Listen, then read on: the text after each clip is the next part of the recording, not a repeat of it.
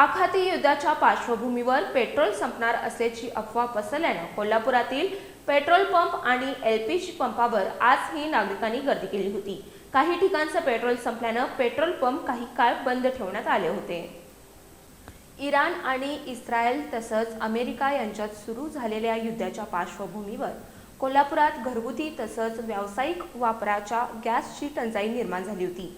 या पाठोपाठ पेट्रोल आणि एलपीजी गॅस संपल्याची अफवा पसरल्यानं गेल्या 2 दिवसांपासून तसंच आजही सर्व पेट्रोल पंपावर आणि एलपीजी गॅसच्या पंपावर वाहनधारकांनी गर्दी केली होती।